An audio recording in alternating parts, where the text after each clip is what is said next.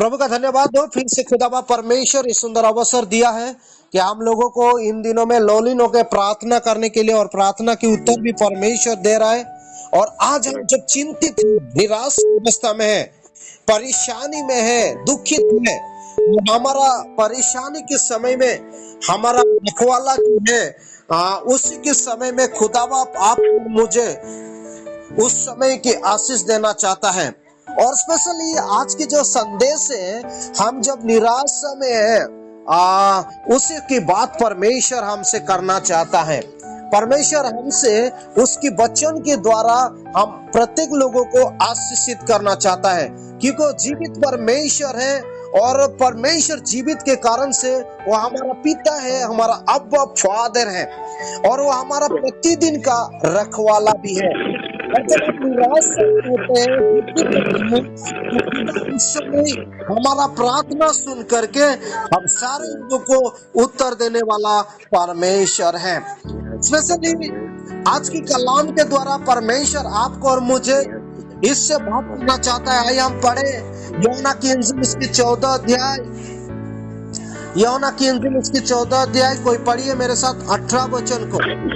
यूहन्ना उसकी 14 अध्याय उसकी 18 आयत को कोई थोड़ा पढ़िए। मैं तुम्हें अनाथ नहीं छोड़ूंगा, मैं तुम्हारे पास आता हूँ। ओके, मैं तुझे अनाथ नहीं छोड़ूंगा और मैं तुम्हारा पास आता हूँ। इंग्लिश में थोड़ा सा डिफरेंट लिखा है, मैं इंग्लिश में भी आप लोगों का सामने थोड़ा पढ़ना चाहता हूँ। इसमें लिखा I will not leave you comfortless, I will be come to you. यहाँ दो लिखा है, मैं अनाथ करके तुझे नहीं छोड़ूंगा। परमेश्वर कहता है आज आपको और मुझे, मैं अनाथ करके नहीं छोड़ूंगा। हम अनाथ के बारे में थोड़ा सा ध्यान दे। हमारा सोसाइटी में, हमारा समाज में, हमारा गांव में, हमारा ब्लॉक में, हमारा पंचायत में, हम जहाँ रहते हैं वो जगह में जब हम ध्यान करते हैं, बहुत सारे लोग अनाथ बच्चे हैं, बहुत सारे लोग परेशानी में हैं, बहुत सारे लोग दुख में हैं। जब हम उन लोगों के ऊपर देखते हैं तो कभी कभी हम क्या सोचते हैं कि हमारा निराशा के समय में उन लोग ये हमारा आशा है, उन लोग के हमारा सहायक है, उन लोग इंतजार करते हैं। जब अनाथ बच्चे के बारे में हम सोचते हैं तो अनाथ बच्चे लोग क्या करते हैं, सहाय के लिए किसी ना किसी को ढूंढते हैं। मेरे मित्रों, यहाँ यीशु मसीह 14 अध्याय उसकी 1 आयत में अपने चेले को बात कर रहा है, अपने चेले के साथ बात कर रहा है। 14 को थोड़ा पढ़िए, उसमें क्या लिखा है? तुम्हारा मन व्याकुल न हो, तुम्हारा मन व्याकुल न हो, परमेश्वर पर विश्वास रख, परमेश्वर पर विश्वास रख और मुझ पर भी विश्वास रखो। Hallelujah, hallelujah, hallelujah.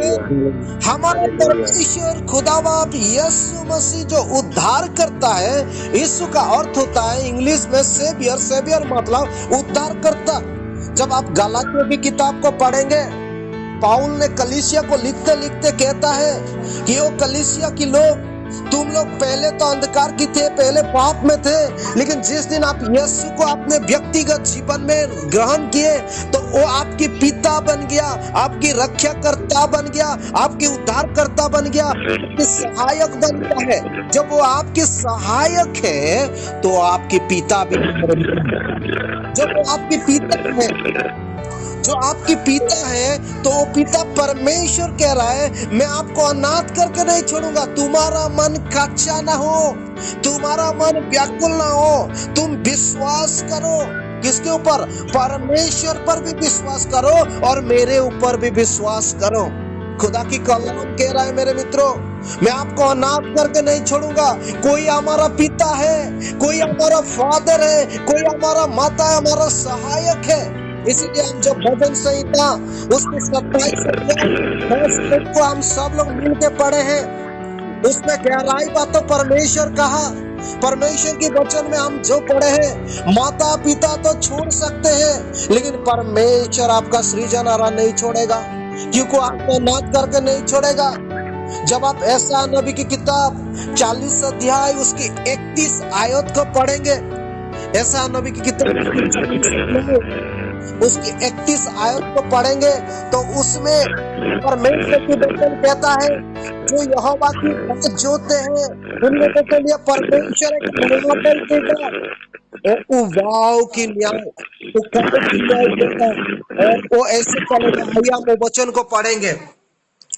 परंतु जो यहोवा की बाट जोते हैं वे नया बल प्राप्त करते जाएंगे, वे उकाबों के समान उड़ेंगे, वे दौड़ेंगे और श्रमित ना होंगे, चलेंगे और थकित ना होंगे। हालेलुया, आमीन। हालेलुया। जब आप हालेलुया। परमेश्वर की बच्चे हैं, परमेश्वर की बेटा और बेटी है, वो कभी आपको और मुझे अनाथ नहीं छोड़ेगा मेरे मित्रों। जहाँ परमेश्वर की वचन कहा मैं आपको अनाथ करके नहीं छोड़ूंगा, क्योंकि आप लोग यहोवा की बाट को जोते हैं। और जो लोग जोते हैं, एक पक्षी की न्याय परमेश्वर वो पक्षी को आकाश के ऊपर से उड़ा के ले गया। उसकी क्वालिटी क्या है? वो बहुत ऊंचाई पे रहता है। उसकी क्वालिटी क्या है? बहुत हाई पे देखता है, बहुत दूर तक उनकी आंखें रहता है। खुदा बाप कह रहा है कि वो आपको भी उन्हीं की तरफ ऊपर ले जाएगा, आशीषित देगा, उनके साथ रहेगा। कभी आप उड़ाऊ पक्षी की तरफ से जो चील बोलते हैं और ईगल पक्षी बोलते हैं, उनके बारे में देखेंगे। जब वो बच्चे को छोड़ता है, ऊपर से नीचे गिरा देता है मेरे मित्रों। और बच्चे क्या हो जाते हैं? थोड़ा टाइम के लिए निराश हो जाते हैं, थोड़ा टाइम के लिए हरेस हो जाते हैं, थोड़ा टाइम के लिए दुखी हो जाते हैं, थोड़ा टाइम के लिए नीचे मतलब गिरने की उम्मीद रखते हैं, आशा छोड़ देते हैं।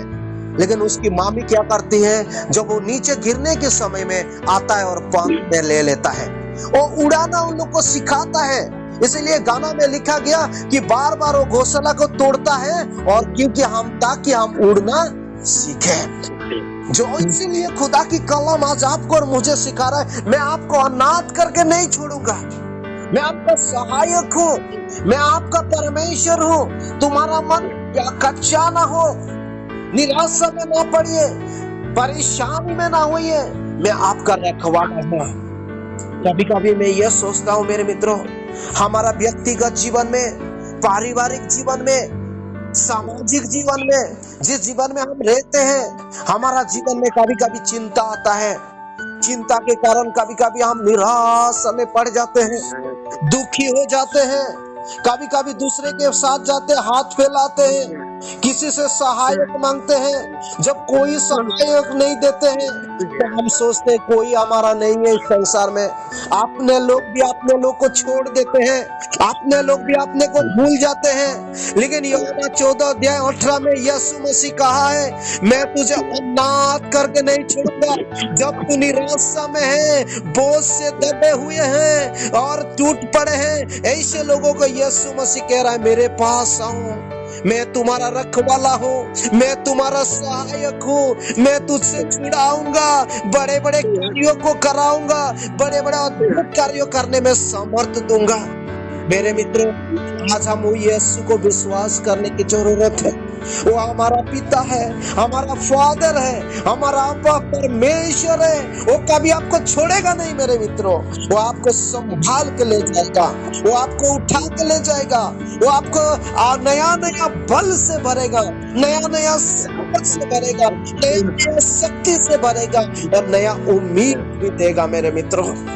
कभी कभी मैं जब बाइबल पढ़ता हूँ तो लिखा गया है बाइबल में, जब याकूब के बारे में पढ़ेंगे 32 अध्याय, उत्पत्ति की 32 अध्याय को, उसमें एक बात तो लिखा गया, जब वो अपने पिता के पास, अपने भाई के पास लौट रहा था, ईसो के पास लौट रहा था, 2 भाग कर दिया डर के, क्योंकि पहला भागे लोगों को मारने से भी दूसरा भागे बच जाएगा, दूसरा भागे को मारेंगे भी तो मैं बच जाऊंगा, और डिवाइड करके भेजता है। लेकिन परमेश्वर उसको कह रहा है, मैं तुम्हारा साथ हूं, तू जा, मैं तुम्हारा परमेश्वर हूं, मैं तुझे अनाथ करके नहीं छोड़ूंगा, मैं तुझे रखना हूं। इसलिए उसके बाद जो वो प्रार्थना में अकेला रहता है, एक बार पहाड़ के नीचे जब निरंतर स्थान में अकेला बैठा रहता है, परमेश्वर का दूत के साथ उनका लड़ाई होता है मेरे मित्रों। प्रभु उनकी उपस्थिति के साथ लड़ाई करते हैं और उन दिन के बाद उनका नाम भी बदल जाता है।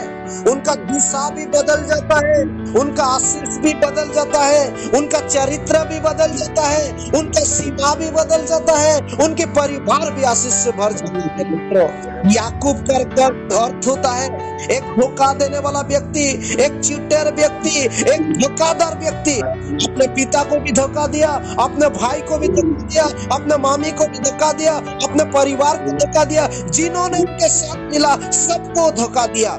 याकूब का अर्थ होता है धोखा देने वाला व्यक्ति है।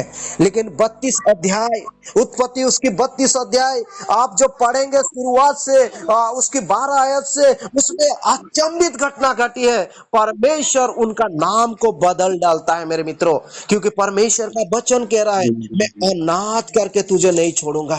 परमेश्वर आपको और मुझे अनाथ करके नहीं छोड़ेगा। जब हम अकेला होते हैं, प्रभु की दूत हमारा साथ होता है, प्रभु की उपस्थिति हमारा अगुवाई करता है, प्रभु हमारा साथ चलता है, प्रभु हमको रक्षा देता है, प्रभु हमको सुरक्षा देता है। हम निराशा में रहते हुए भी प्रभु हमारा दिशा को बदल डालता है। जब वो व्यक्ति ऐसे परिस्थिति में था, खुदा ने उनका नाम को उनका परिवर्तन कर दिया, जिसका नाम रखा गया इसराइल।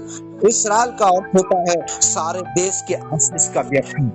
परमेश्वर अब्राहम को तो वादा किया था, लेकिन याकूब की तरफ से वो फुलफिल किया, और एक छोटा देश होने से भी सारे देश आशीषित थे। एक व्यक्ति के द्वारा परमेश्वर सारे इसराइल का नाम को बदल दिया, एक जाति में बदल दिया, क्योंकि वो अनाथ करके छोड़ने वाला खुदा बाप नहीं है। आइए हम वही खुदा के ऊपर विश्वास करें, उससे प्रार्थना करें और खुदा से कहें, खुदा तू मेरा परमेश्वर, मेरा पिता है, तू कभी मुझे अनाथ करके नहीं छोड़ेगा। मेरा संकट के समय में तू मेरा गढ़ होगा, तू मेरा शरण स्थान होगा, तू मेरा बल होगा, तू मेरा सहायक होगा। आइए हम अपने आप को खुदा के हाथ में रखते हुए मैं प्रार्थना में आप के लिए करूंगा। परमेश्वर तेरे धन्यवाद हो, तूने हमको कभी अनाथ करके छोड़ेंगे, तूने तेरे कलाम से हमसे बात किया, इसलिए धन्यवाद है। जिन्होंने तेरे कलाम को सुना है खुदा, उन सारे परिवार को, हमारा परिवार को तो आशीष तेरे कलाम पर हमसे बात कर। धन्यवाद देते तूने वचन से बात किया। यीशु के नाम मांगते हैं।